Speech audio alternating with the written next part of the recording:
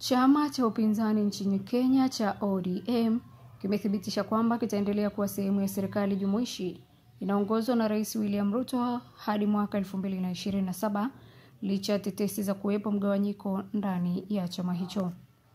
Akizungumza baada ya kikao cha kamati kuu ya usimamizi kilichofanyika jijini Nairobi, katibu mkuu wa chama cha ODM Edwin Sifuna alikanusha madai ya kutoelewana ndani ya chama na kusisitiza kwamba ODM itadumisha maono ya hayati Raila Odinga ya taifa lenye umoja na amani.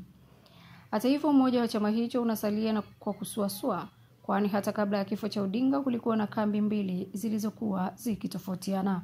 Kambi moja ikiongozwa na Sifuna ilikuwa kinyume na chama hicho kikishirikiana na serikali, huku kambi nyingine ikiongozwa na washirika watiifu wa Odinga ikiunga mkono ushirikiano wa chama hicho na serikali.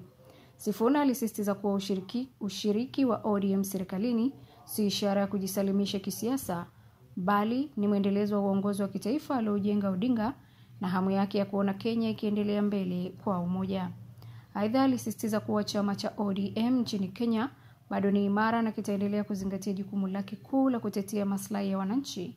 Lakini wachambuzi wa siasa wanasemaje kuhusu imara ya chama hicho baada ya kuzikwa kwa mwanasiasa wake Raila Odinga? Maki Nchara ni mtaalamu wa masuala ya uongozi. Kamati kuu ya chama hicho imemuidhinisha kaka wa marehemu Raila, Oburu Odinga, kuwa kaimu kiongozi wa chama hicho. Oburu amesisitiza umuhimu wa umoja ndani ya chama hicho na kuzingatia falsafa ya hayati Raila Odinga.